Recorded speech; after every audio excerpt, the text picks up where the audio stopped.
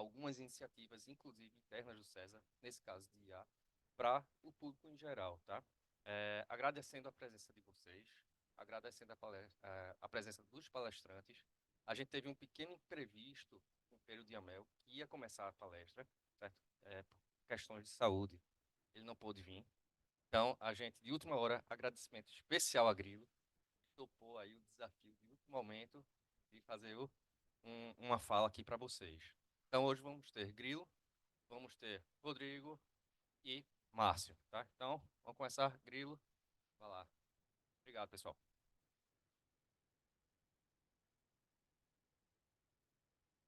Fala, povo, boa noite. Só aceitar aqui a gravação, porque senão não vai. Pode ser que o evento inteiro não seja gravado. Não, seja gravado porque eu não aceitei ali, né? Mas então, como o Carlos falou, era mais ou menos 5 da tarde quando ele disse: Ó, precisamos fazer uma palestra sobre IA gerativa aí no evento às 7h30. Aí eu peguei um conteúdo, joguei no chat GPT. Depois passei num outro aplicativo de geração de apresentação e tá aí. Vamos, vamos apresentar. Não, brincadeira. Isso aqui já é um assunto que a gente vem tratando. Oi? Não, mas aí eu preciso conectar com o computador. Não, tranquilo. Ah, é que o meu, ele não tem entrada USB. Aí precisa conectar no Bluetooth, tem um rolê maior, mas de boa, valeu. Então, esse é um assunto que a gente já vem tratando no César há um bom tempo. Já vem levando para outros espaços. E aí eu vim compartilhar com vocês. E achei bem legal eu estar abrindo aqui essa conferência sobre tecnologia, porque o que eu vou trazer aqui ele não é tão tecnológico. Talvez ele não seja tão hardcode assim como vocês vão ter algumas coisas um pouco mais, né, nesse aspecto nessa noite. E a gente vai fazer aqui mais uma reflexão inicial sobre como deve ser esse nosso relacionamento com o IA, quais são nesse casamento do humano com a IA, como que deve ser essa nossa definição de responsabilidades, de papéis, como em toda relação, né? E aí, bora lá. Vou me apresentar então. Meu nome é William Grilo. Grilo, por favor.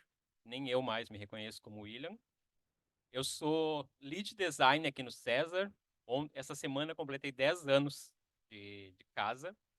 Eu sou mestre em design, especialista em design de serviços e bacharel em administração marketing.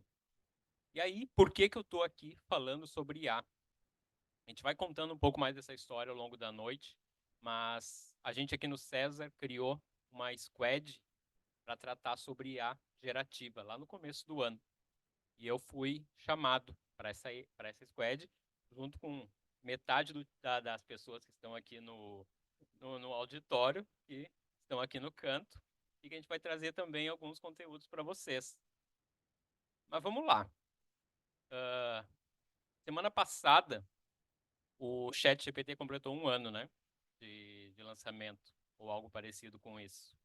Então, faz um ano e parece que tudo mudou na nossa vida, na nossa relação com tecnologia, na nossa perspectiva de futuro, de o que a gente vai estar fazendo daqui a um ano, daqui a 2 anos, daqui a 10 anos. E essa sensação, inicialmente, ela não foi legal, né? A gente ficou meio abalado, não sabia para onde ia.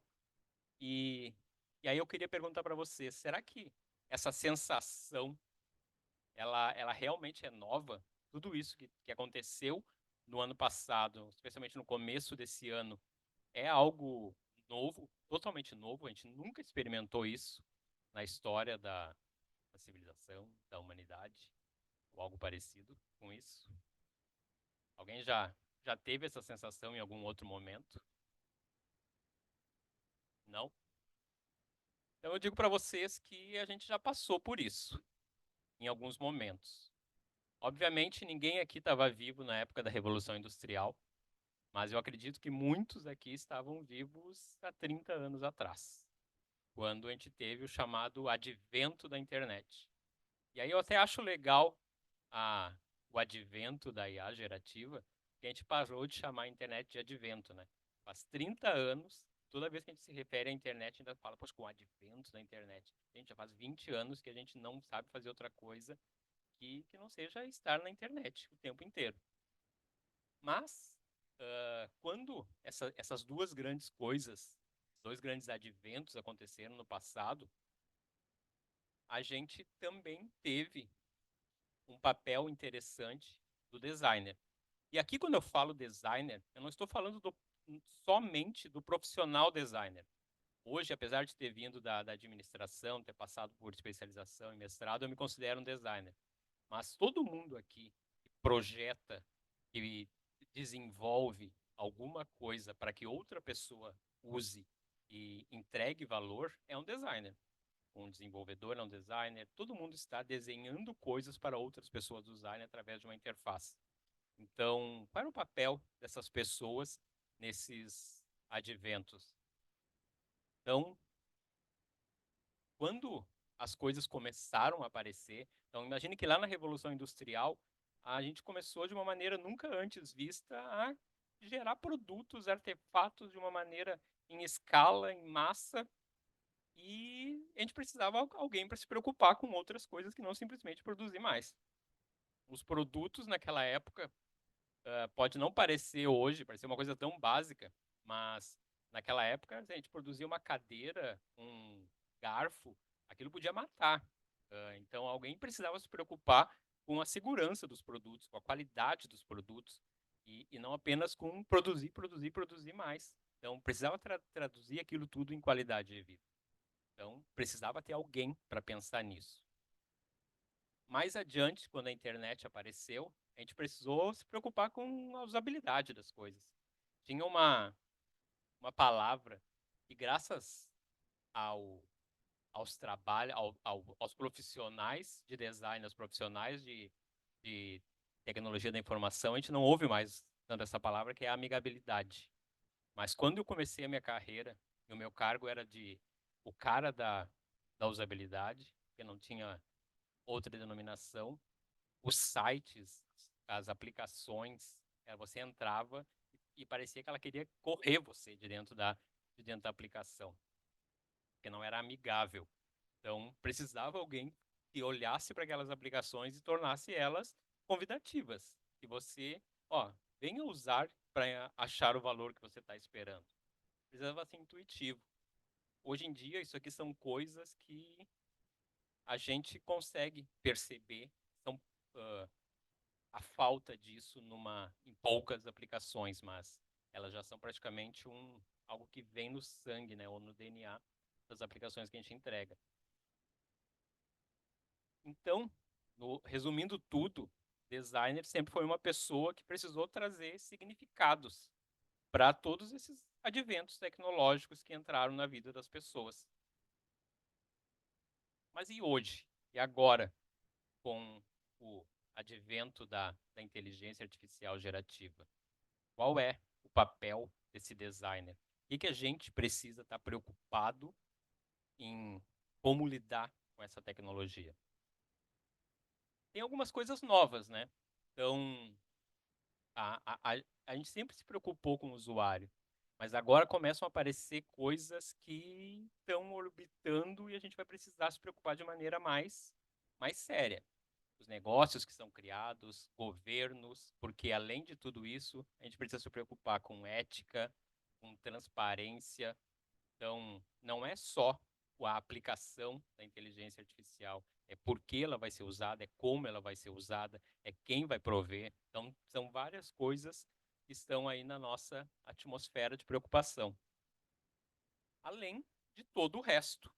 Então, quando a gente vai desenhar um serviço baseado em IA, quando a gente vai desenhar uma aplicação que contenha IA e que vai entregar um valor para algum tipo de pessoa, de organização, a gente continua precisando se preocupar com segurança, com usabilidade, com eficiência, com intuitividade e tudo que um designer sempre precisou se preocupar. E é por isso que um um dos grandes motivos pelos quais o César criou essa squad de IA gerativa, que em algum momento vai ter um nome, é para entender esse mundo após esse advento. E aí a primeira pergunta que eu trago aqui para vocês: por que IA gerativa? É a gerativa ou generativa? Alguém tem alguma resposta para isso? Como é que vocês chamam? Eu vou perguntar para vocês.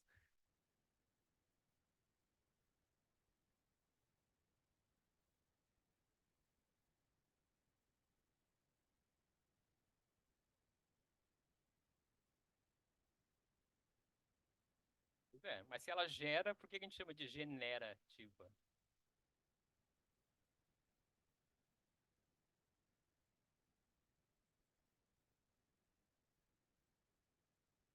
Sim. Não, sim. Não, tá exatamente certa essa tua resposta. A IA, a gente chama de IA gerativa uma inteligência artificial que é capaz de gerar algo novo. Então, algo que não existia e ela passa a gerar. Até então, os meus amigos lá vão me puxar a orelha em algum momento, mas a IA, ela era mais usada para trabalhar com coisas, com uma grande quantidade de dados, mas não necessariamente gerar algo novo. E aí, o que a IA gerativa traz, de novo, é essa possibilidade. Só que a gente chamar ela de IA generativa é um anglicismo. O que é um anglicismo? Em inglês é generative. Só que em português é o ato de gerar, o verbo é gerar, não é generar. Então, só que como ela veio tão rápido, a gente nem fez uma análise de, cara, como é que isso se encaixa no português. Aí virou direto. De generative virou generativo. Mas isso é um anglicismo, ele veio direto sem reflexão linguística. O correto em português é chamar de gerativo, porque ela é uma IA que gera algo. Então, obviamente, ninguém vai matar ninguém por estar usando um anglicismo, né? Mas a gente prefere usar esse termo para ser um pouquinho menos colonizador. Mas vamos lá. Então, o que nos trouxe os princípios que trouxeram a gente para dentro dessa squad que pensa o mundo após a IA gerativa? Especialmente quando a gente olha do ponto de vista de design. Uma coisa que o outro palestrante vai trazer depois é essa formação dessa squad. Então, a gente tem lá pessoas, a gente tem designers, a gente tem especialistas, engenheiros que trabalham com ciência de dados, especialistas em inteligência artificial, a gente tem pessoas da educação. Então, tem todo um bando de pessoas de diferentes disciplinas pensando os impactos dessa IA gerativa na vida das pessoas e das organizações. E o designer, que é justamente aquela pessoa responsável por dar um passo atrás e entender um pouco o mundo, um pouco com uma amplitude um pouco maior para entender esses impactos, a gente começa a entender que, olha, para começar, a IA gerativa ela tem que ser mais do que tecnologia. Ela tem que entregar significado, tem que entregar valor, e a gente precisa estar pensando em todo o contexto que cerca ela. Não é simplesmente criar uma tecnologia para resolver os problemas que hoje a gente já tem. Porque aí sim, se a gente for por esse caminho, não tem volta e ela pode ser muito mais, pode ser algo muito mais ruim do que bom para a gente.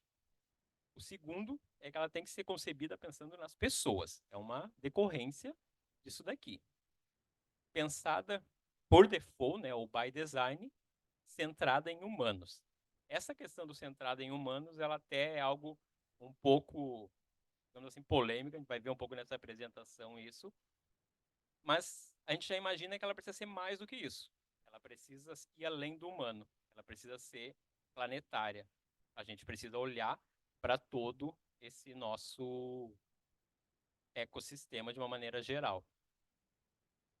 E aí, para isso acontecer, a gente deu mais um passo atrás e passou a buscar recursos na filosofia e na antropologia, para entender como que a gente relaciona inteligências na nossa maneira de pensar.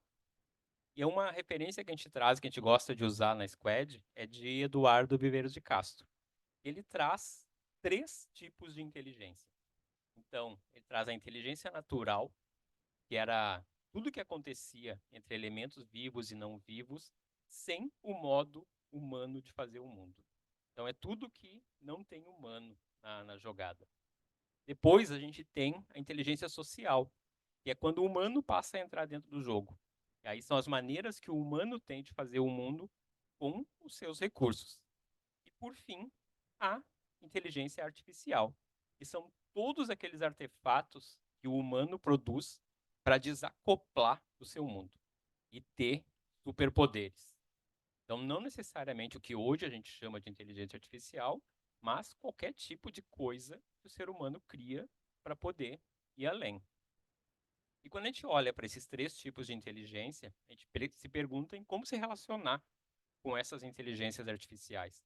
E essa é a primeira coisa que a gente precisa pensar quando a gente pensa em desenvolver, em pensar negócios, em colocar a inteligência artificial no meio de serviços, no meio de produtos e de artefatos. E aqui eu trago, então, alguns modelos de interação humano-inteligência artificial, que é a gente ter ciência do que a gente está se metendo, em como a gente está usando a inteligência artificial para resolver os nossos problemas. Algumas delas, desses modelos, já existem há algum bom tempo, mas é bom a gente relembrar para poder ter ciência das nossas decisões. E alguns começam a ser pensados agora justamente com a IA gerativa. Então, os mais básicos, né? A gente parte do human in the loop. É quando o ser humano está no loop. Ele está dentro do processo decisório. Então, é quando o humano ele atua como o decisor. A inteligência artificial ela fornece informações, sugestões, recomendações, mas a decisão está na mão do ser humano. Ele é o responsável por todo e qualquer resultado que vai sair desse loop. E hoje a gente já encontra isso. Sistemas de recomendação, aquele filme que que o Netflix insiste em recomendar para você e você nunca assiste, é algo dentro desse modelo. O filme não vai começar a ser executado sem você dizer eu quero assistir aquele filme. Auxílio de direção de alguns carros, né? Então, carros a gente vai ter diversos tipos de loop, dependendo do nível de automação do carro, mas quando a gente está olhando para auxílio de direção, onde o carro está nos informando coisas para o ser humano tomar uma decisão, ainda é dentro desse modelo, coisas de diagnóstico, moderação de conteúdo. Aí, saindo um pouco desse modelo, a gente tem o Human on the Loop. O ser humano ele está começando a sair do, do, do ciclo, né? Então ele monitora o sistema e intervém quando é necessário. Geralmente quando tem algum erro ou a inteligência artificial precisa tomar uma decisão que ela não estava esperando ter que tomar. Isso acontece com um veículo autônomo, quando a gente está num nível um pouco maior de autonomia do veículo. Então ele está dirigindo e daqui a pouco vai acontecer alguma coisa que, ó, não foi programado para isso. Aí ele chama o adulto. Ó, pelo amor de Deus, faz aqui alguma coisa, porque senão a gente vai bater. Piloto automático de aviação é um loop que já usa isso há bastante tempo, cirurgia robótica e linhas industriais. E a gente tem o mais extremo de tudo isso até então, que era o humano fora do loop. O humano não toma decisão. Joga lá e todo o sistema de inteligência artificial vai tomar todas as decisões. Se der problema, vai dar problema. Então, eles funcionam de maneira independente, ele toma a decisão e realiza a ação sem qualquer interferência humana. Drone autônomo, transação de alta frequência. Isso aqui são sistemas que são utilizados, por exemplo, em transação de ações. Então, você coloca robôs para fazer a transação, para comprar uma ação, vender uma ação, e isso acontece em questão de milissegundos. E ele leva em consideração uma quantidade gigantesca de dados para saber se vale a pena comprar ou se vale a pena vender. E não dá tempo de perguntar para alguém. Pode ser que ele jogue seu dinheiro todo fora ou ganhe R$ 1 milhão de um segundo para o outro.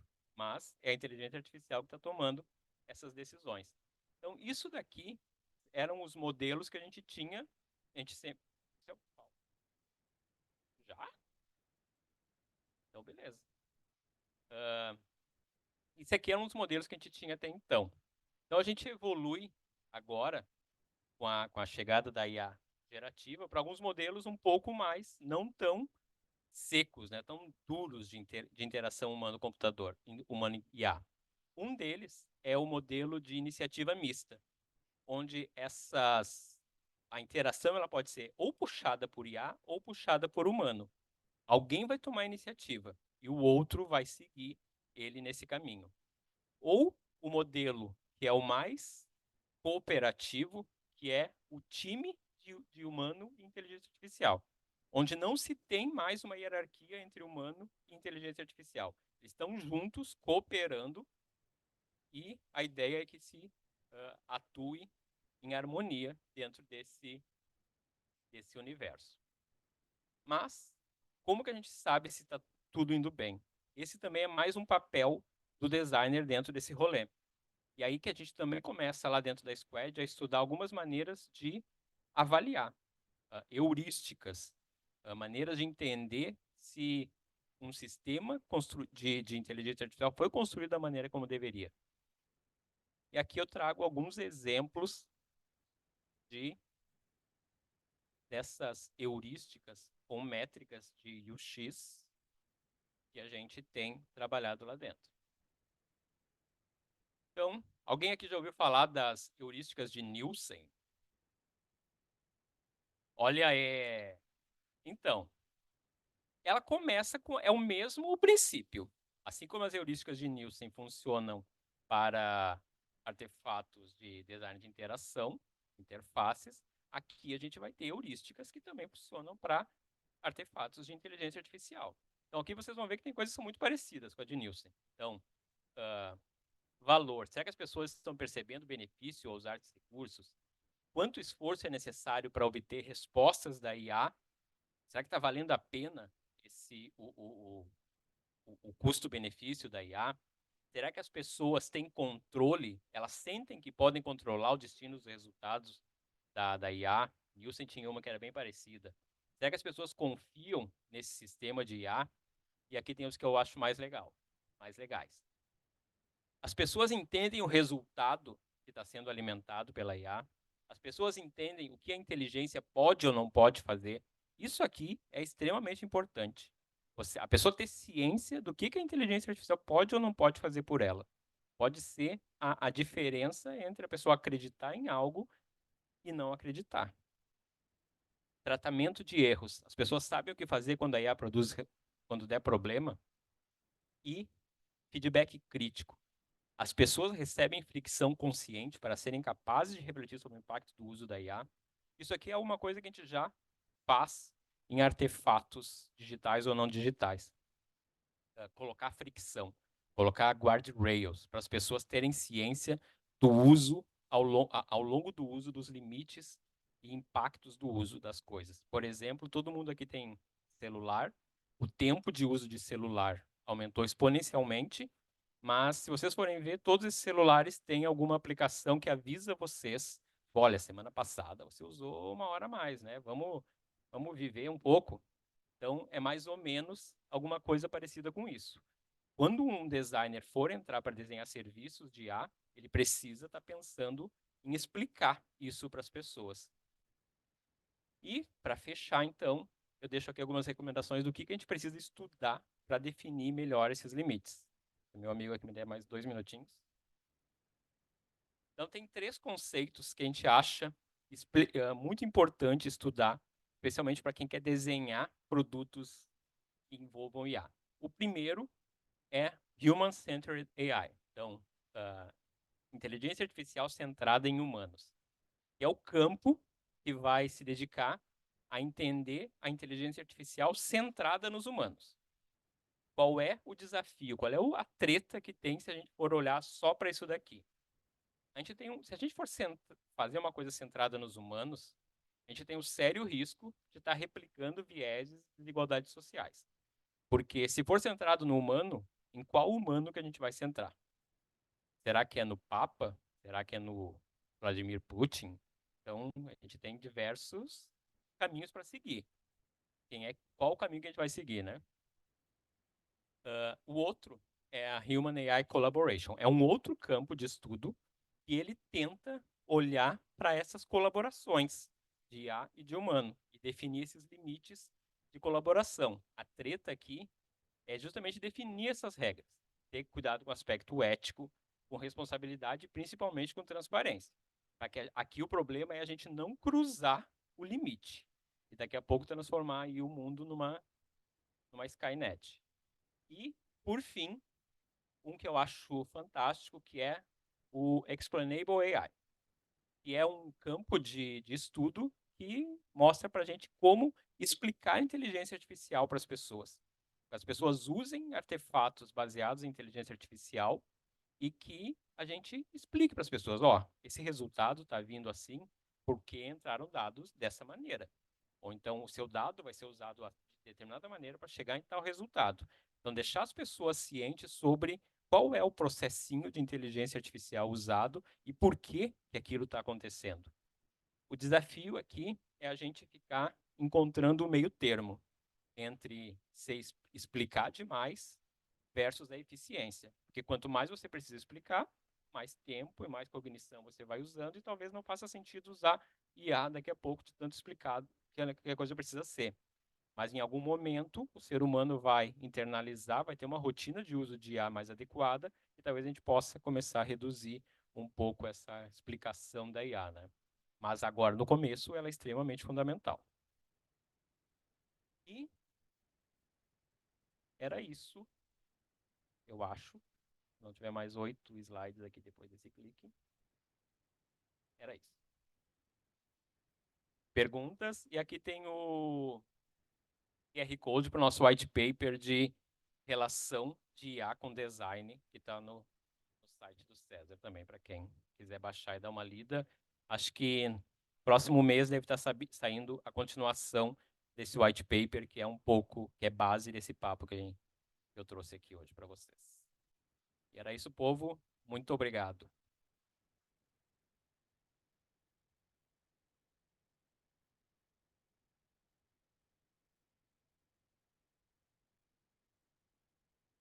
Valeu, Grilo, muito bom. Galera, um comunicado que eu esqueci de falar é, quem quiser internet, tá? Esse é o voucher, a rede é SES School, então pode conectar lá. E uma outra coisa é que a gente está fazendo a gravação dessas palestras, tá? Eu recebi um monte de e-mail de gente querendo se inscrever, mas já tinha sido esgotado, né? Logicamente, a sala tem um espaço limitado, mas muita gente procurou pós o esgotamento das vagas, tá? Então a gente está gravando. Quem quiser receber, me manda um e-mail ou vai estar no site, no YouTube lá do César, beleza? Então, agora, o Rodrigo vai apresentar, se preparando aqui, e logo mais ele começa. Valeu.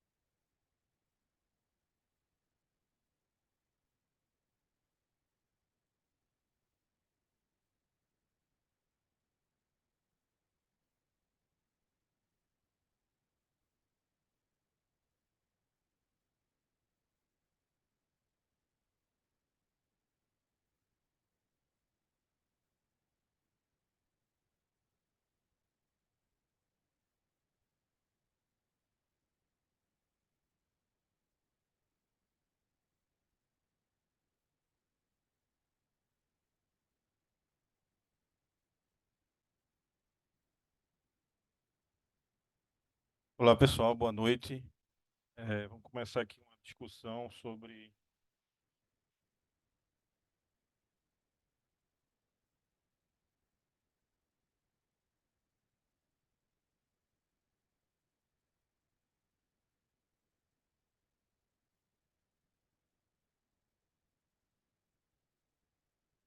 A gente vai discutir um pouco sobre aplicações da inteligência artificial gerativa em visual design que aumentam performance durante a ideação de artefatos. Para quem não me conhece, meu nome é Rodrigo Rios, sou professor universitário e empreendedor em design, professor desde 2010. Minha formação é praticamente toda em design. Graduação em design, especialização em design da informação, mestre em design de artefatos digitais aqui do César. E hoje eu estou fazendo doutorado em engenharia de software com foco em pesquisa em inteligência artificial gerativa. Então, assim, cada vez mais esse recurso está presente no nosso dia a dia, principalmente nas ferramentas, e nós vemos que existem também questões éticas, questões de autoria, impactos sociais positivos e negativos. Tem muita gente estudando esses aspectos e eu me interessei por ver o lado do copo meio cheio, que é o meio vazio. O sistema é bruto, ele passa por cima, não tem pena de ninguém. Então, como, como podemos usar essa tecnologia a nosso favor, né, e melhorar o nosso trabalho nessa perspectiva de aplicações em design, principalmente de ideação. Esse primeiro desenho aqui foi um desenho que eu fiz em 2018, tentativa aí de Downey Júnior. E o outro foi um experimento que eu fiz no IA. E aí, olhando essa evolução aí das IAs, então se eu utilizasse as IAs, aí uma combinação aí, cada IA fosse uma joia do infinito, e utilizasse a IA para interagir comigo e trabalhar a meu favor, ao invés de brigar com ela, eu consegui um resultado assim. Ao invés de querer superá-la, e ela já tinha um desempenho melhor do que o meu nesse aspecto, como são mais fósseis. Então, essa é a provocação que motivou minha pesquisa de doutorado. Né? Quais as principais contribuições da IA gerativa que podem aumentar a performance em processos de ideação de artefatos em visual design? Então, para começar, uma definição sobre IA gerativa. Esse é um dos principais autores contemporâneos, Ian Goodfellow.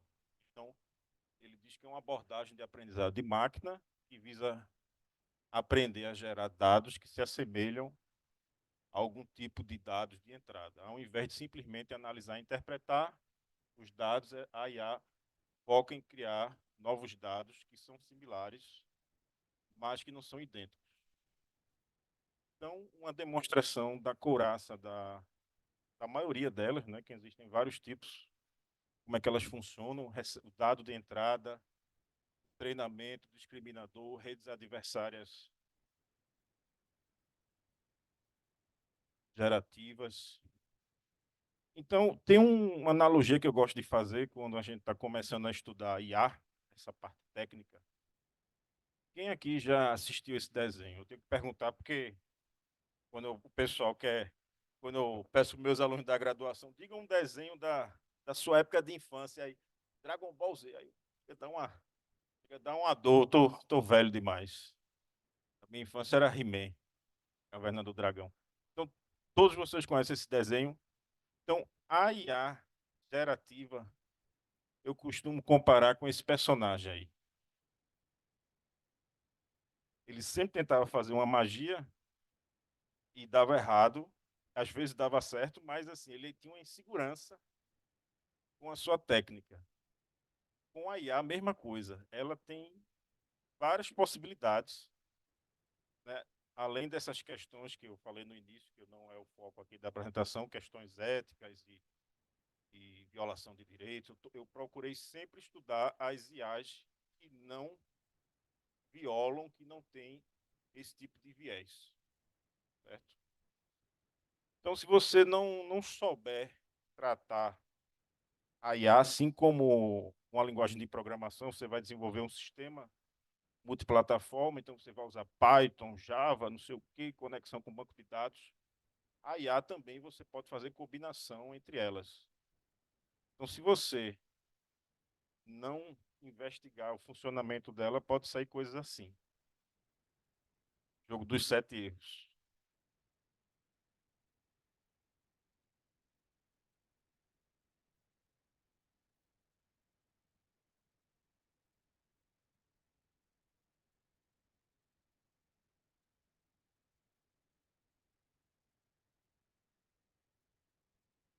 Então, existem vários estudos, publicações que mostram como você pode obter os melhores resultados e são técnicas que vão o tempo todo evoluindo. Se você vê como era a engenharia de prompt, não é com impressão minha,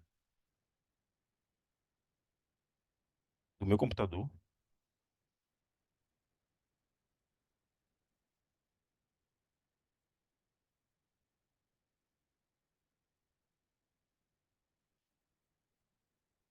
Eu não ativei o áudio não do computador. Se você olhar, por exemplo, a engenharia de prompt, de alguns meses atrás, já mudou completamente. Então, a estrutura que você vai pedir para ela te entregar o melhor resultado é algo que você tem que estar acompanhando, que você tem que estar investigando, certo? E dependendo do tipo da IA, claro.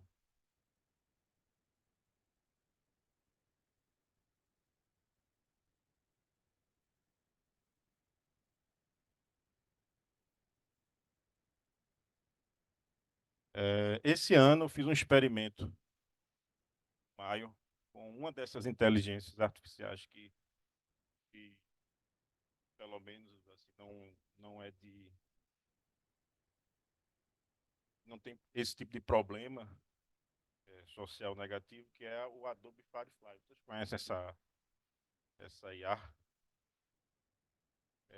Ela tem vários recursos, tá? Mas eu fiz um experimento em maio desse ano, final de maio, com o recurso dela que, a partir de texto, gera imagens. E aí eu fiz um artigo científico que foi apresentado no CID esse ano, 11º Congresso Internacional de Design da Informação. E o objetivo desse estudo é o seguinte: a maioria dessas IAs que geram imagens a partir de texto, elas geram 4 resultados.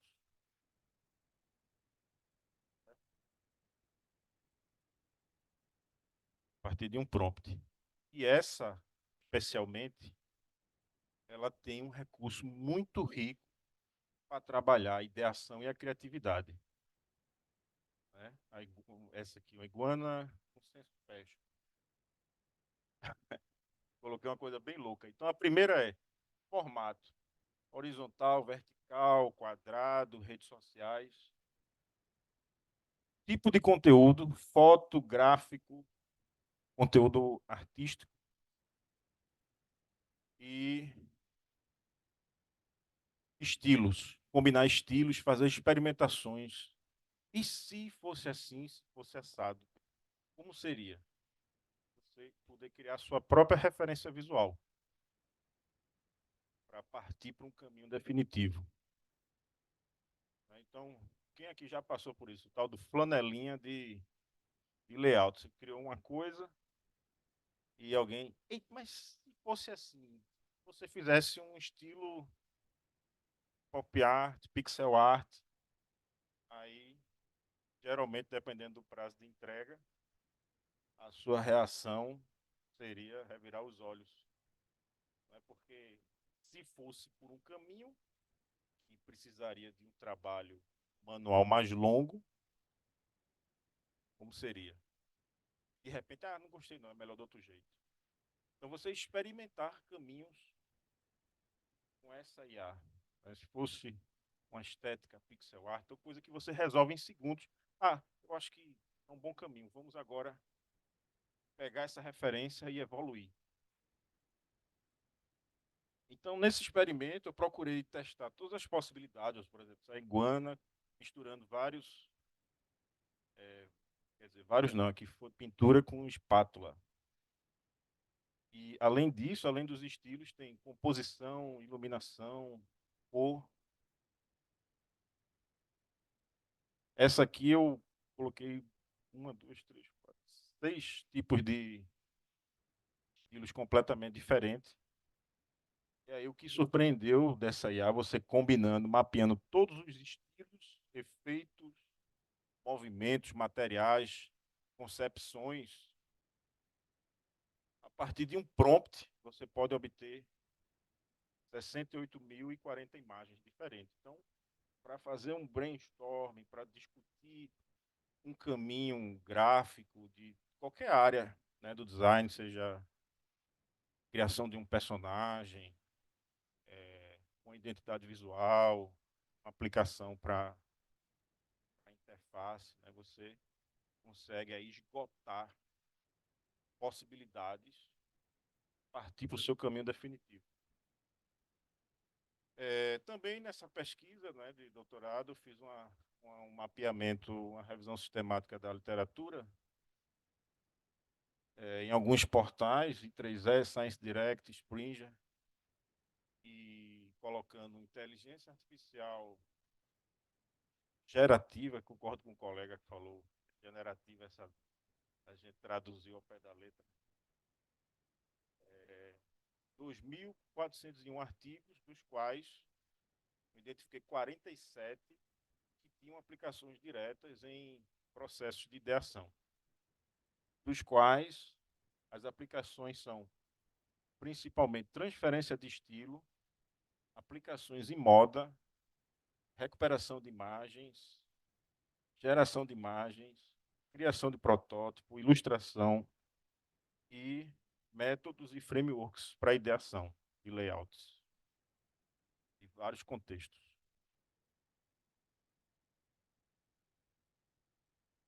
Alguns exemplos desses artigos, né? Esse aqui, por exemplo, você colocando a marca, formato da embalagem, ele gera simulações de layouts. Esse aqui é um artigo que fala sobre o processo de criação a partir de um esboço, uma cadeira, até o resultado final, onde você pode fazer modificações e também trabalhar em cocriação. Outras IAs também, eu fiz um levantamento nessa perspectiva de ideação. Essa aqui, que é a Viscom, e você faz um esboço minimalista, desenho de palitinho, certo? E aplica um prompt e ele gera uma imagem a partir disso.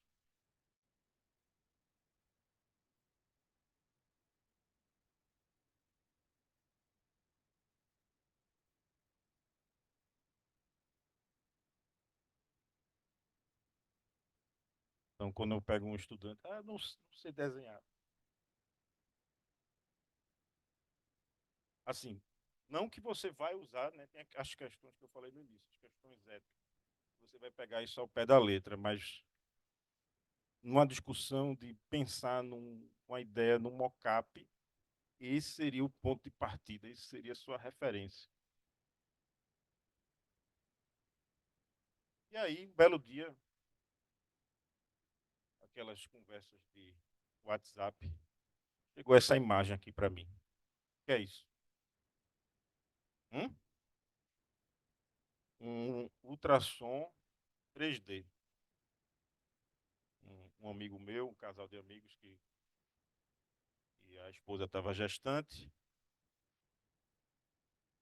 E aí, quando eu olhei essa imagem, pensei, o ultrassom é um esboço de uma pessoa, na verdade.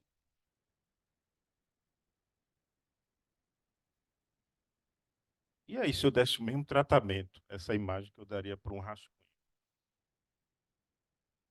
Aí foi a minha primeira descoberta.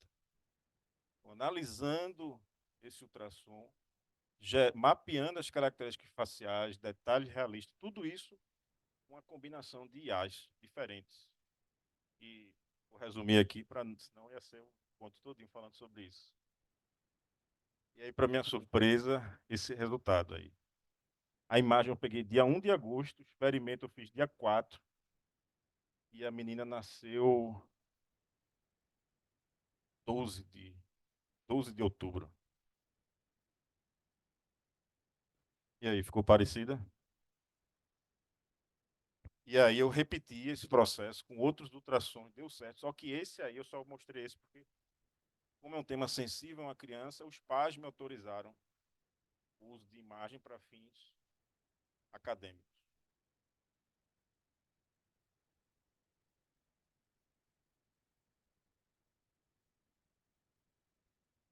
Antes.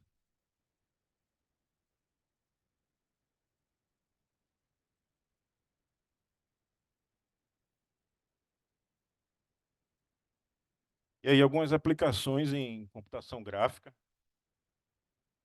alguns... Quem aqui é usuário de Adobe, Photoshop? Ninguém? Ou já usou? Então, tem alguns recursos, né? Assim, a presença de inteligência artificial gerativa na computação gráfica já tem um bom tempo. Agora, nesse nível de perfeição, né, então você escolher uma parte da imagem, pedir para preencher, expandir uma imagem, né? A gente tem um recurso de cortar, mas expandir uma imagem e a IA interpretar essa imagem e refazer com perfeição. Ou você também pode especificar com algum prompt. Refazer imagens em alta resolução. Também, isso aqui foi uma amiga cobaia também que cedeu a sua imagem. Isso aqui é uma foto celular com várias pessoas aí que cortaram a imagem dessa minha amiga para fazer uma figurinha em baixíssima resolução, né? E essas e no mesmo dia eu estava estudando e eu fui fazer um teste aqui de recuperação de imagem. E até bem pouco tempo, imagem é uma coisa que você obtinha na captura. Você podia fazer um tratamento, mas a qualidade da imagem era definida na captura, seja um escaneamento, uma fotografia, depois já era. Tem uma aba no Photoshop que é toda de inteligências artificiais, chamada Neural Filters. E, por exemplo, tem uns recursos interessantes como colorir uma imagem em preto e branco. Tudo isso aqui é IA. Todos esses recursos aí. Então, colorir uma imagem no passe de mágica. Dá para fazer sem IA? Dá, mas é um trabalhinho desgraçado. Trocar o céu no passe de mágica, que acompanha o restante da imagem. Geração, tem um recurso específico para isso, para cenário, para criação de fogo e árvore. Você especifica a densidade da chama, o tipo de árvore. Recursos de harmonização facial. Você abre a foto de uma pessoa e a inteligência artificial já identifica o que é olho, nariz, boca. Você não precisa selecionar. Se você alterar aqui, ele identifica na imagem. Restaurar fotos. Peguei uma foto antiga do meu avô. Eu só vi uma falha que eu vi depois, que ele botou batom aqui. Eu já vi tarde demais quando eu vi. Harmonização de cores, você recortar uma imagem de um ambiente, colocar em outro e pedir para ele fazer essa harmonização. Claro, não estou me ofuscando com o brilho da tecnologia. Tudo isso que a gente falou daria para fazer de outras formas. A questão aí que ela está otimizando o processo. Criar layouts sem consulta a banco de imagens. Isso aí foi um anúncio que eu recebi de uma amiga num grupo, professores, e uma amiga dessa amiga resgatou aí uns gatinhos e não tinha onde deixar, e estava na portaria do prédio e precisava dar destino rápido. Eu olhei para isso, poxa, esses gatos estão mais parecendo uns gabiru, né? Maltratados. Chegaram da rua, assim, a situação, né? Então, eu resolvi dar uma ajuda, né? Primeiro que são 3 gatos, não 4 gatos. E para não ter reclamação, eu coloquei ainda aqui, ó, gatos meramente ilustrativos. Se eles tivessem tomado banho, se alimentado, e aí cumpriu o objetivo, conseguiu, todos os gatos foram adotados. É, e aí, depois desses testes, pesquisas, minha proposta de tese, que eu estou estudando no doutorado, é a seguinte: como melhorar, né, os processos de ação por meio da IA. Então, um framework onde você tem uma ideia, certo? Você monta um mood board com as suas referências, cenário, tipo de traço, paleta de cores. Usa uma IA para transformar essa colagem em um prompt, outra IA para converter numa referência visual e uma terceira IA, como aquela Adobe Firefly, para você fazer experimentações de estilo. Você obteve a imagem, você quer testar estilos. E a partir daí é com você, a partir dessa referência que você criou, determinar, fazer o seu caminho. Aí eu imaginei que ia ver essas caras assim. Então vamos ver alguns exemplos. Ideia: mascote para um evento de futebol infantil. Aqui o moodboard. Para quem não sabe, o moodboard é um painel de referência. Então, mascote inspirado no mico-leão, com essa expressão, com esse corpo, transformar em prompt. Você pode transformar escrevendo, mas existe IA para isso também. E a partir das experimentações de estilo, você criar o resultado final. Outro exemplo, ideia: concept art de um curupira, personagem do folclore brasileiro, para live action. Eu me inspirei naquela série Cidade Invisível, que tinha um trabalho, tinha um estudante que estava querendo usar uma imagem que não estava com uma qualidade muito boa, porque você não cria uma coisa completamente diferente. E aí o curupira, inspirado aí no macaco, no cenário Floresta em Chamas, com o corpo do Avatar.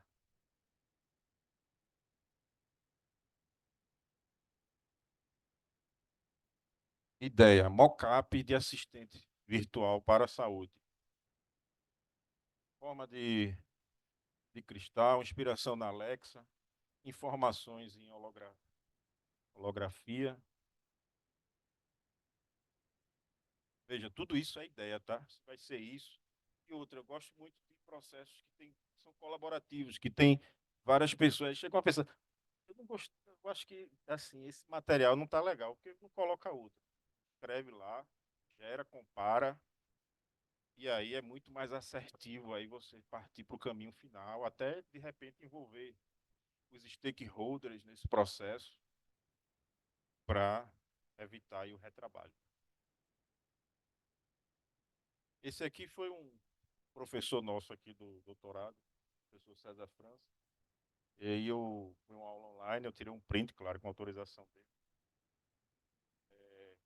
Imagem dele, esse estilo de caricatura, essa paleta de cores. Depois refazer o desenho com características dele.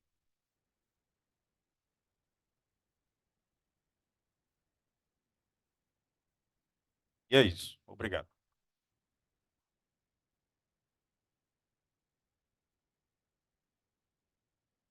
Ainda fui antes aí.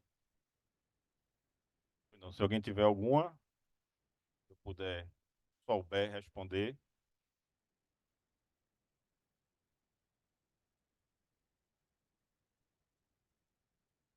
obrigado, muito legal. Eu não sou muito do gato, não, mas fiquei até com vontade. Então,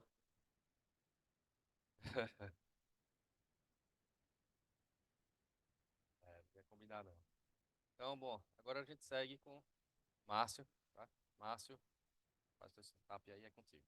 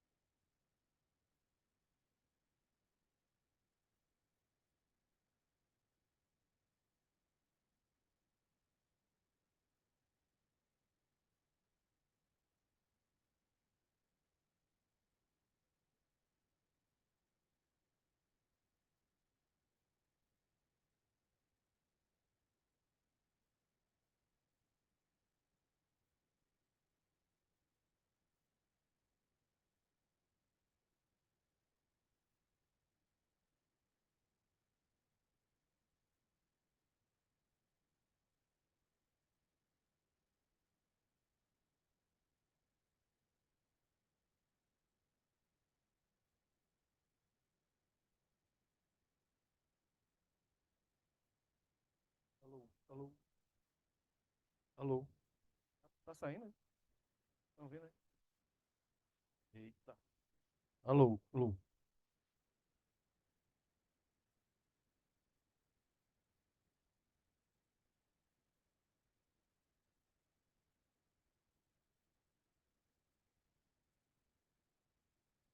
alô, alô, alô, alô, alô. Pronto, esquece. Tá melhor. Obrigado. Boa noite, todo mundo aí. É, eu sou. é, bom, assim, a gente agradeço primeiro aí a Carlos pelo convite. É, né, eu faço parte também dessa squad a que Grilo se referiu. E antes desse problema que aconteceu com o Pedro, eu estava para fazer uma apresentação muito parecida com algumas coisas que ele falou. Então, eu vou tentar dar uma acelerada e aí deixar abrir mais tempo para perguntas, que talvez seja mais produtivo aqui, certo? Bom, meu nome é Márcio, eu estou no César aí desde 2019. Antes disso, aliás, não, deixa eu terminar, né? Eu fiz mestrado e doutorado aqui no SIM, eu sou de João Pessoa, na verdade, e estou trabalhando no César desde 2019, mas desde da graduação, lá no final de graduação, eu estou trabalhando com IA, então, para esconder a idade aí, um pouquinho mais de 20 anos. É bem mais do que 20 anos. E eu trabalho aí nesse laboratório, na squad de IA aqui do César. Deixa eu só entender aqui, quem é que é da School? Quem estuda na School aqui? Professores e alunos. Tá. Quem é do César? Acho que aqui, dali, tá? E quem é de fora? Quem não conhece o César? Quem não conhece o César? Assim, já ouvi falar, mas pouca gente, né? Tá certo. Bom, a gente é uma instituição de pesquisa, né? Um instituto de pesquisa, e tem a School, que é essa universidade que está atrelada. A gente roda um bocado de projeto, muitos deles são de IA, mas não é só isso, tem vários segmentos rodando ao mesmo tempo. Isso é importante porque é, eu vou explicar um pouquinho como é que surgiu nesse laboratório lá dentro. mais ou menos a minha visão do que é que aconteceu nesse tempo aí, desde que eu estou lá, até chegar nesse ponto. Então, a coisa surgiu mais ou menos assim, né? A gente trabalhava, né, no projeto, e veja, coisas de IA do César já rolam aí há bastante tempo. Quando eu entrei em 2019, inclusive o meu gerente aqui, o designer do projeto estão aqui, a gente começou nesse projeto de criar um sistema de tradução bidirecional de Libras para português, né? Linguagem brasileira de sinais para português. E foi aí que a gente começou a ter os primeiros contatos com IA gerativa ou generativa. Vou trazer essa coisa à tona de novo. Mas ali a gente começou a aplicar as primeiras coisas. Era 2019 ainda. Muitas das soluções estavam começando. Tinha saído um primeiro artigo muito importante nessa área, que foi mais ou menos em 2017, que é o tal do Attention is All You Need, provavelmente vocês não conhecem, mas, enfim, ele tem bastante importância aí nesse processo todo. E nesse momento a gente usava GAN, né, assim, que são essas redes gerativas adversariais, que foi inclusive o exemplo aqui que o colega falou, deu o exemplo e o significado da GAN, né? E a gente usou isso para fazer um intérprete artificial. Então a gente revestia um esqueleto, né, os pontinhos que faziam o movimento com uma pessoa, isso lá em 2019. E naquele tempo o mundo era um pouco diferente. A gente estava vendo umas coisas muito curiosas acontecerem. Em 2018 lança BERT, que é provavelmente o primeiro modelo grande de linguagem. Ainda não com as mesmas características que o GPT. Se eu estiver falando muito grego aí, vocês, por favor, me deem uns toques, né? E a coisa era aberta, certo? Era basicamente isso aí. Você tinha a OpenAI falando coisas desse tipo, né? A gente quer o bem da humanidade, a gente não tem obrigações financeiras e esse é o mundo. Isso aqui, essa informação é coisa de 2015, mais ou menos, mas em 2018 ainda sustentava esse tipo de informação. Então era esse o mundo, né? Depois de um tempinho, as coisas mudaram um pouco. Em 2021, surgiu essa coisa chamada GitHub Copilot. Quem conhece aqui? Quem já ouviu falar GitHub Copilot? Ótimo, todo mundo conhece, muito bom. Que é uma ferramenta que ajuda no processo de desenvolvimento de software. De desenvolvimento não, de programação, né? O desenvolvimento, na verdade, é uma coisa muito maior, a gente vai conversar um pouco sobre isso também. Mas na parte de programação, ele cria lá, né, você pede alguns prompts e tudo mais, faz comentários e ele vai produzindo código para você. E a partir daí, as coisas começaram a ficar estranhas. A gente começou a falar sobre aumento de produtividade de uma maneira muito radical. E outros conceitos começaram a surgir no processo de desenvolvimento. Até que em 2013, ou 2023, a coisa meio muda de figura, né? A OpenAI deixa de falar, né? Se arrepende dessa posição aberta que eles tinham para uma coisa mais fechada, né? E eles dizem, olha, meu Deus, eu realmente me arrependo, a gente estava errado sobre manter as coisas abertas e outras coisas estranhas acontecendo. O desenvolvimento do ChatGPT, por exemplo, custa bagatela de $700 mil para rodar por dia. O prejuízo é claro, né? Certamente tem alguém ali que está bancando botar essa coisa no ar todo dia, né?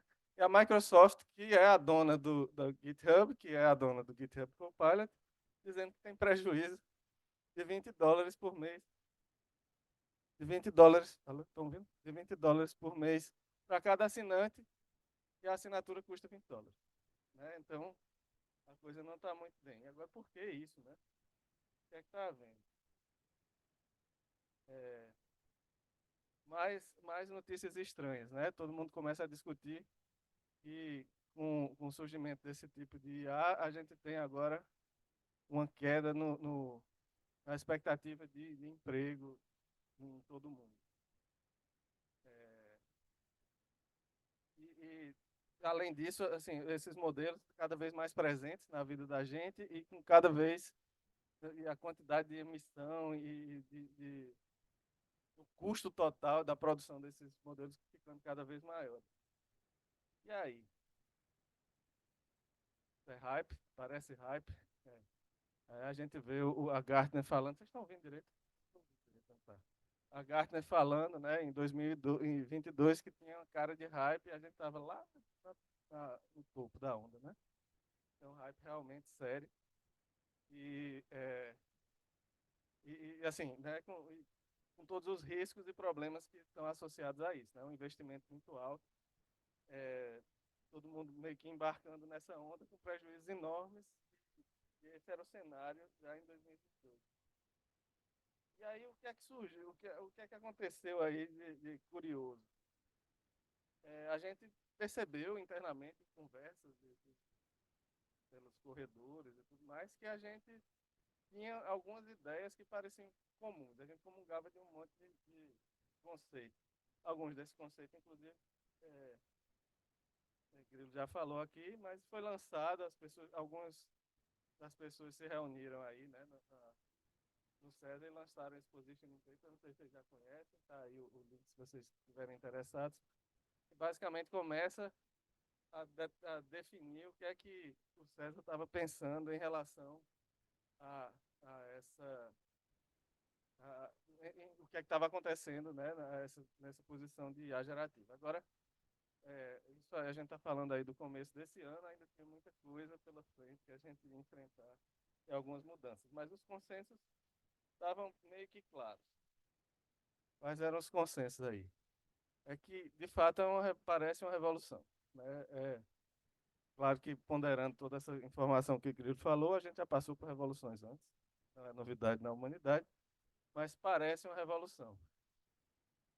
Agora tem um problema, o hype está tirando o bom senso de todo mundo na hora de trabalhar e de produzir esse conhecimento e entender onde é que a gente se encontra. E a gente que eu falo é a gente mesmo, né? Brasileiro, nordestino, no submundo do capitalismo. Esses modelos, né, eles têm que ser feitos para o humano. E aqui é uma questão interessante. Eu fiz questão de enfatizar ali que são modelos. A gente tem uma característica muito comum de antropomorfizar esses tipos de modelo, né, e chamar a IA, por exemplo. Eu tento ao máximo resistir a essa ideia de que IA deve ser falada como se fosse um substantivo, né? É um modelo de IA, é alguma coisa de IA. A inteligência artificial é um processo, não é uma coisa específica. No futuro pode até vir a ser, essa é uma discussão muito mais longa, mas por enquanto vamos tentar tirar essa visão de que isso é uma coisa em si, né? Isso é uma ferramenta. Isso era mais umas crenças da gente. E a discussão que o Grilo já trouxe aqui, né, é que ela se trata de algo que serve, né, que tem que servir a algum interesse humano e que ela deve servir para um interesse além do humano, que é onde a gente mora, né, nosso planeta. E por isso ela tem que observar uma série de critérios, uma série de regras para que o uso disso seja realmente interessante. O outro detalhe que começou a surgir é que a gente sempre falava, poxa, esses modelos fechados a partir de agora, a gente não tem informação nenhuma sobre o que está acontecendo lá dentro. Que tipo de solução a gente tem? Bom, o velho e bom open source vindo para salvar o dia mais uma vez. É com os projetos open source e open data, né, assim, ter os dados claros, que a gente tem uma visibilidade muito maior no que é que acontece ali dentro do processo de treinamento. Então, partindo desse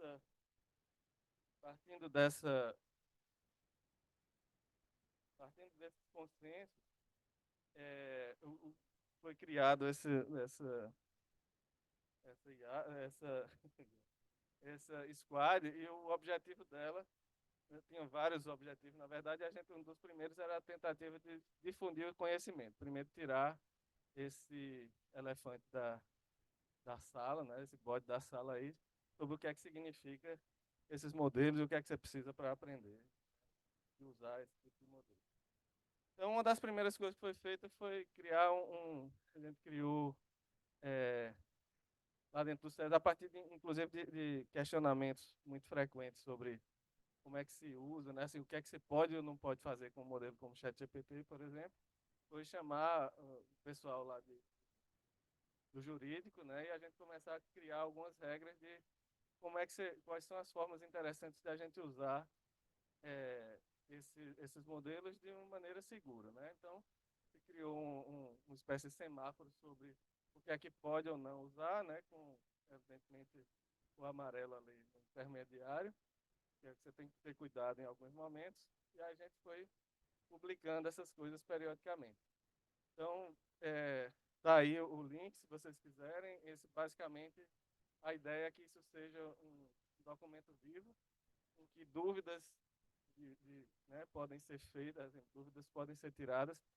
Ele levanta uma dúvida lá, o jurídico da gente tenta analisar, né, um espaço de tempo aí razoável, e a gente devolve essa informação com mais essa característica. Bom, a partir de agora, esse uso aqui que você sugeriu, né, que você estava em dúvida, ele na verdade é livre. Ou, então, não, isso aqui você não pode fazer. Uma segunda iniciativa foi o CAST aqui, né, que é, inclusive, uma figura que faz isso tudo acontecer.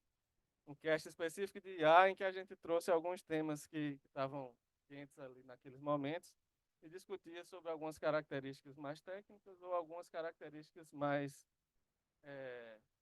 voltadas à ética e discussões éticas nesse sentido. Está faltando, inclusive, alguns episódios. Os 3 primeiros estão aí, mas tem mais um e tem outros 2 aí para serem lançados ainda esse ano. A gente também fez uma série de workshops. Quem participou do Hack and Play aqui? Bastante gente. Vocês chegaram a ver algum desses workshops de IA gerativa? Enfim, teve alguns. Rolaram uma série de workshops, de apresentações, de palestras, de discussões sobre IA. E a ideia aqui era, voltando à discussão, era a difusão, certo? A gente queria, na verdade, espalhar essa informação da melhor maneira possível. Então, por exemplo, sobre como conversar com o ChatGPT, o conceito ali era como criar prompts de uma maneira eficiente para que, né, a gente consiga obter o máximo de retorno aí quando a gente está interagindo com o GPT da vida. Enfim, outra iniciativa que a gente fez foi esse terapia, que era basicamente um momento que a gente discutia sobre ideias novas, as pessoas que chegavam com dúvidas e problemas específicos para tratamento, seja estudante, algum profissional do próprio César, ou gente, enfim, né, que chegou lá com dúvidas e estava interessado, a gente tinha uns horários em que a gente discutia sobre essas possibilidades, né? O que é que a gente vê, oportunidade de negócio, e surgiram algumas coisas muito interessantes aí, inclusive negócios dessa conversa. E o outro ponto que a gente trabalhava, né, que o César trabalhou aí, e eu estou falando aqui de uma visão da Squad, embora tenha vários projetos rodando lá com IA gerativa. Também esses a gente não pode falar muito sobre questões de proteção dos próprios contratantes, né? E aí, as experimentações nessas áreas de design, educação e engenharia de software, em design, eu não vou me atrever a falar de novo com o cara, o dono da bola aqui na minha frente. A gente teve uma série de conversas e alinhamentos, e essa principal, né, que traz desse paper, né? Vocês já viram isso em algum lugar, há algum tempo atrás, que é a discussão de como é que a gente se posicionou. Só queria trazer essa discussão de volta sobre essas 3 inteligências, porque, na minha visão, isso é uma ferramenta para a gente entender o mundo. Certo? Essa ferramenta vem da antropologia, e a visão de que, poxa, isso não é novidade. Gerações e gerações de pessoas lidaram com esse tipo de problema, né? Assim, uma coisa, um conhecimento que vem de fora que eu não sei dominar, que eu não entendo, como a gente interage no dia a dia como pessoas sociais, né, como indivíduos, e o que a natureza tem a oferecer, né? Então, essa é a ferramenta para a gente observar o mundo na concepção que a gente tem na Squad. E essa ferramenta, como o Grilo tem desdobramentos e a gente vai moldando o nosso pensamento a partir desse pensamento, né? Assim, de que existem coisas entrelaçadas, né? Que têm comportamentos diferentes e que a gente precisa lidar com isso. Bom, na educação, a gente fez uma série de trabalhos que eu acho que eu vou dar uma pulada aqui, porque para a gente ir logo para as perguntas. Mas assim, tem uma coisa que eu queria destacar, que era primeiro uma ferramenta, uma metodologia, né, que está sendo empregada sobre como é que a gente usa IA na educação, e a School foi o primeiro elemento aí da produção dessa metodologia, certo? Essa é uma espécie de produto que a gente acabou desenvolvendo, e a School estava sendo usada para iniciar, para dar o pontapé inicial aí desse trabalho. Existe também o patrocínio da School a essa conferência internacional aí, que é uma das maiores do mundo, que vai acontecer aqui no próximo ano aqui na School. Está todo mundo convidado aí, se tiverem interesse, acione aí o QR Code.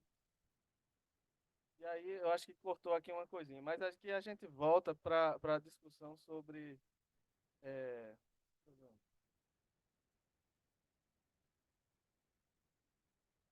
sobre a questão de desenvolvimento de software. Eu acho que cortou aqui alguma coisa, mas vamos lá.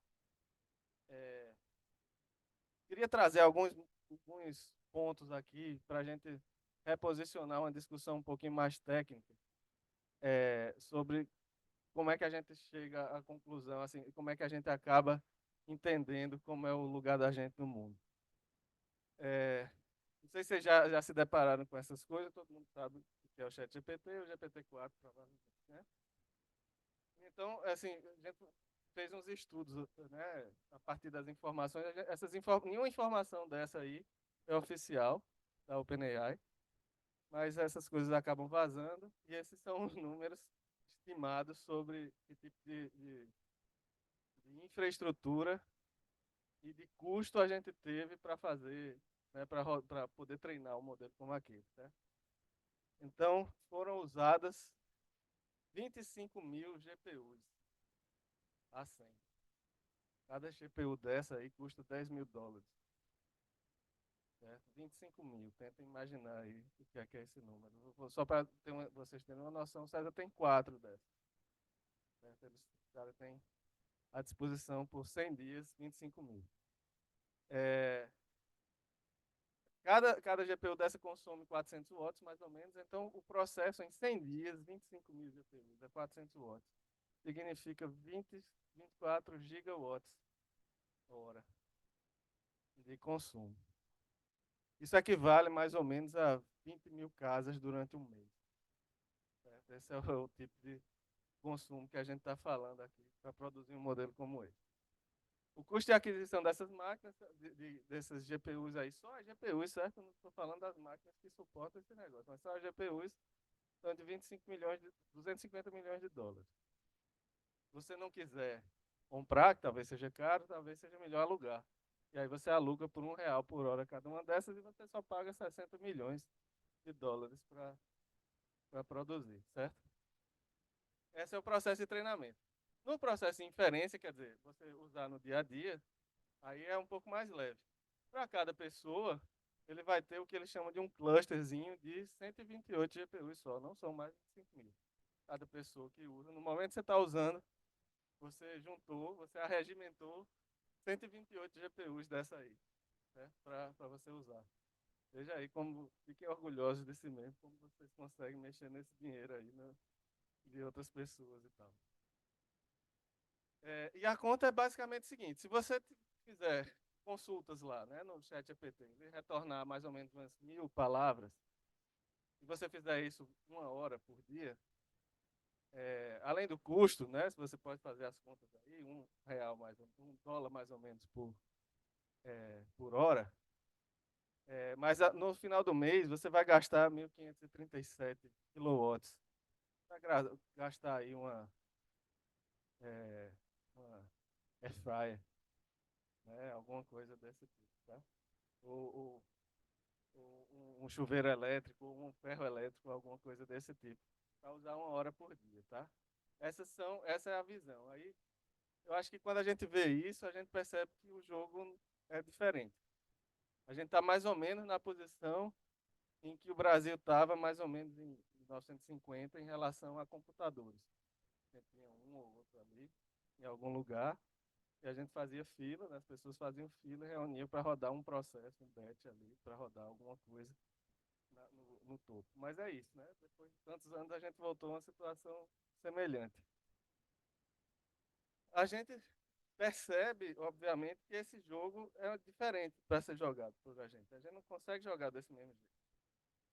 A gente consegue jogar mais ou menos assim, a partir de umas discussões interessantes sobre o que é o open source e o que é que o open source está fazendo enfim, né, pela comunidade, né, pelo, pelas pessoas que trabalham com IA gerativa no mundo, né? Primeiro, é muito interessante a gente ver que um cara, esse foi uma mensagem que foi enviada por um cara alto aí da alta gestão da Google, né? Meio que admitindo que eles não têm, na verdade, apesar de ser a empresa que mais tem, se a gente estava falando de 25 mil GPUs e tudo mais, a gente não consegue nem contar direito o que é que a Google tem. Eles têm outras coisas lá, enfim, é outro tipo de modelo de trabalho, mas certamente ele tem muito mais do que aquilo ali. E os caras admitem que a comunidade open source é muito mais vibrante, muito mais interessante, porque eles estão gerando coisas com uma criatividade e modos e para atender conjunto de pessoas totalmente diferente do que a gente vê, por exemplo, com o ChatGPT. E aí, assim, eu queria que depois, assim, se vocês tiverem, né, assim, bastante interessados aí nessa área, quiserem se aprofundar, eu recomendo fortemente essa discussão, certo? Aqui, eu não sei se vocês conhecem esse ícone aqui. Essa é a Hugging Face. É a empresa provavelmente mais interessante para você acessar hoje em dia, se você quer trabalhar com modelos open source. Eles têm dados, os dados de um monte de bases todas abertas, estão lá disponíveis para você usar. Ele é tipo GitHub para modelos de IA, certo? E aí, boa parte dos trabalhos foram feitos em cima desse modelo chamado Llama, que é feito, vejam lá, olhem só, pela Meta, né, a empresa lá do Facebook, e resolveu divulgar um dos modelos grandes de linguagem abertos aí. Tem um monte de coisa fechada, a gente não sabe exatamente como foi treinado o modelo, mas ele está disponível para baixar e para treinar por cima. E a partir disso surgiu um monte de coisa. Esse modelo, por exemplo, o Zeph, o Mistral e tudo mais, eles já são modelos muito menores que a gente consegue rodar numa GPU só. Ainda é caro, né, para todo mundo, mas já é uma coisa que a gente consegue fazer. E esse era o trabalho que a gente meio que assumiu aqui no César, né? A gente tá trabalhando pensando em cluster de baixo custo e baixo consumo, e consumo consciente, para a gente trabalhar e conseguir aprender coisas novas. E daí a gente quer variar, não só usar os mesmos modelos. Por exemplo, não sei se vocês sabem disso, mas quando eu falei em GPU A100, essa GPU é de uma empresa chamada NVIDIA, e ela detém apenas 80% do mercado. Então, outra coisa que a gente... e é uma coisa impressionante como as empresas, essas empresas grandes estão em competição entre elas, para ver quem tem maior poderio de GPUs para poder treinar modelos cada vez maiores. Praticamente não sobra esse tipo de GPU no mercado. Então, uma das coisas também que a gente tem que fazer como, né, como posicionamento é tentar escapar desse tipo de restrição, né? E aí a gente tenta fazer também né, um dos pedaços de desenvolvimento desse cluster, que é uma máquina, tá? Na verdade, é um conjunto de máquinas que trabalham juntos para produzir um determinado resultado. Então, a gente tenta fazer projetos em que a gente possa variar hardware, né, rodar hardwares diferentes, e para servir para rodar coisas lá dentro do César, em situações de restrição aí, que eu acho que a gente não falou sobre isso direito, mas existe uma série de questões jurídicas relacionadas a usar o ChatGPT, principalmente se você está trabalhando em empresa. Né, dados, por exemplo, confidenciais e tudo mais, tem um risco muito grande de passar, né, de você transmitir e ficar lá armazenado e você não sabe. A informação da OpenAI é que você está seguro. Né? Eles não vão, se você não permitir, né? Assim, se você disser que não quer, eles não usam seus dados para treinar. Mas está hospedado em algum lugar, a gente não sabe o que é, a gente não sabe como esse negócio vai ser usado, não sabe quem pode acessar e tem uma série de questões. Então, ainda usar modelos em casa, né, ainda é uma possibilidade e permite a gente fazer algumas coisas que a gente não conseguiria fazer do lado de fora. Então, esse aqui é o nosso ambiente de trabalho interno para a gente aprender, fazer coisas específicas para cliente e conseguir rodar aplicações como o GitHub Copilot, por exemplo, mais interno e open source, por exemplo, para a gente ver até onde a gente consegue ir com isso. A gente chama esse processo todo, né, de trabalhar com open source, modelos pequenos, um cluster que comparado a essas coisas, é super barato, com máquinas, são GPUs que a gente encontra no mercado, né, que pessoas usam para jogar, por exemplo, a gente chama isso de IA de pobre. Né? Isso é o que sobrou para a gente trabalhar. Né? E aí a gente trabalha no desenvolvimento e melhorar cada vez mais esse tipo de visão. Né? Essa é a visão open source, a visão open data.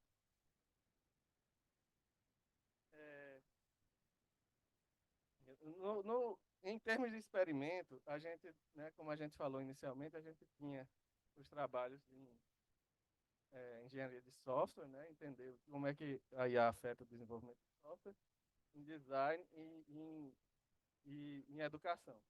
Especificamente em desenvolvimento de software, a gente fez alguns processos de experimento que a gente estava tentando entender quais são, basicamente, como é que afeta. Né? Um dos primeiros experimentos que a gente fez foi lá no começo, ainda, em março ainda, em que a gente estava tentando entender, né, quais eram, supondo que existe todo um ciclo de vida, né, de gerenciamento, de várias características como essa, em cada região dessa, né, em cada parte, como é que a gente pode usar IA gerativa para ajudar a gente, né? Que processo a gente pode colocar aí. Um exemplo que foi promissor e que aí a gente acabou desenvolvendo mais foi no experimento de criação de um documento de requisitos a partir de um texto relativamente pequeno, né, de descrição do que é um determinado problema. Esse foi um dos primeiros experimentos onde a gente começou a entender os processos de prompt. Prompt, todo mundo conhece o termo, né? Prompt é a forma como você se comunica, manda uma mensagem para um modelo, né? Então, toda vez que você digita, conversa com o ChatGPT, você está fazendo um prompt. E aí a gente começou a entender que existem alguns métodos interessantes que funcionam melhor que outros quando você está lidando com o modelo. Então, a gente tinha uma entrada, a gente setava, criava um prompt que era uma série de configurações ou de templates de exemplos, a gente chama hoje isso de few shot, né, de prompt few shot e tudo mais. E no final das contas a gente tinha uma saída que era bem estruturada, porque a gente dava exemplos bem estruturados para ele. Então a gente conseguia uma saída já bem estruturada e a gente conseguia ler e interpretar essa coisa de uma maneira bem, enfim, né, com uma estruturação suficientemente boa para a gente conseguir trabalhar em cima. E a partir desse trabalho, a gente foi, enfim, criando um processo para geração agora não só de um documento de requisito, mas de casos de teste. Quer dizer, casos de teste, todo mundo conhece, você tem um software, né? Você quer entender se esse software quebra em algum momento, se ele falha de alguma maneira. Você cria casos de teste, uma pessoa um teste, ou você automatiza né, a geração desse caso de teste para ver se esse sistema quebra ou não em determinadas situações. E isso aí, funcionando relativamente bem, a gente consegue sair lá de uma descrição de alto nível até o caso final. Mais 2 minutos, por favor. Tá, e tem uma série de discussões sobre produtividade de software que, no final das contas, para a gente, a conclusão é que não está nada concluído, né? A gente chegou o resultado final foi o seguinte: a gente chega, uma empresa como o GitHub chega e diz, se você comprar a minha ferramenta, você vai ter 88% mais de produtividade. E beleza, talvez para uma pessoa especificamente isso seja verdade, mas a gente não consegue ver isso, a gente ainda não conseguiu encontrar qual é essa receita quando a gente tem um software grande com várias pessoas trabalhando ao mesmo tempo. Desenvolvimento de software não é programação, tem um monte de fator diferente. E isso afeta diretamente tempo, qualidade, custo, uma série de características. E a gente está tentando, na verdade, ainda no processo de tentar entender como é que a gente, de fato, descobre o que é isso. Certo? Assim, o quanto como é que a gente mensura a participação de um modelo como esse no desenvolvimento. E não é programação. Certo? Então, beleza, eu aumentei 80%, eu acho que esses números também estão inflados, mas se aumenta 80% do desenvolvimento individual, isso não afeta em 80% o resultado geral do desenvolvimento de um software. Certo?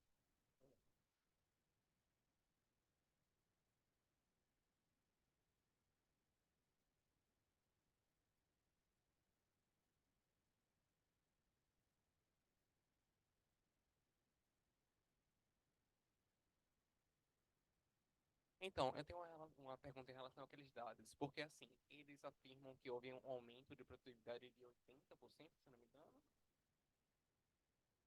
Tá aí. Essa taxa, Acho que enfim. esse é muito bom. Isso aqui é o próprio GitHub que fez. Como é que eles fizeram o experimento?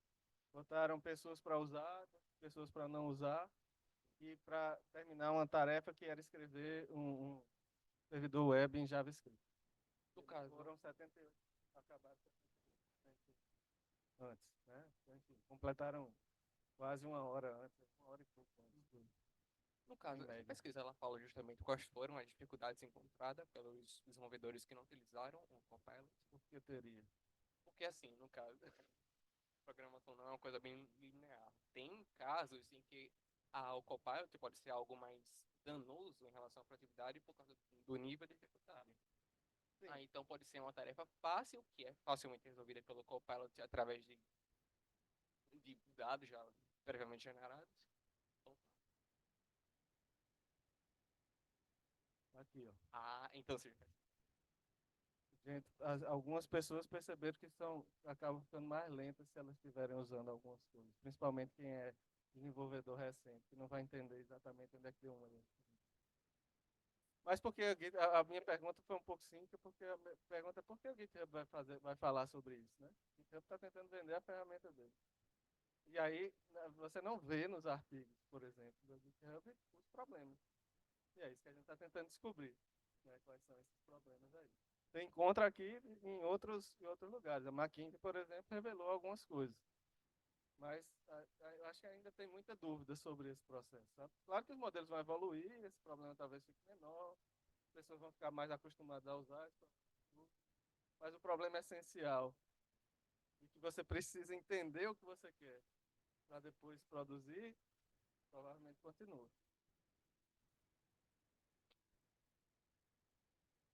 Bom, mas enfim, eu acho que era isso aí que eu queria dar. Eu achava que assim, uma preocupação da gente é entender como é que isso afeta a colaboração, né? Esse é o elemento fundamental que a gente tem tentado descobrir. Como é que a gente usa esses modelos para ajudar nos processos de interação e colaboração que parecem ser processos onde realmente a gente está interessado que esses modelos funcionem. E, enfim, a gente tem trabalhado isso aí. Eu acho que a gente ainda não tem dados concretos para falar. A gente está num processo aí, que eu acho que nessa semana, na próxima, tem divulgação de algumas informações, mas a gente ainda não consegue adiantar alguns dos resultados que a gente obteve. Mas é isso aí. Obrigado aí a todos. E eu acho que tem perguntas aí. Então é isso, galera. Fechamos esse primeiro dia. Muito obrigado aí pela participação de vocês. Valeu.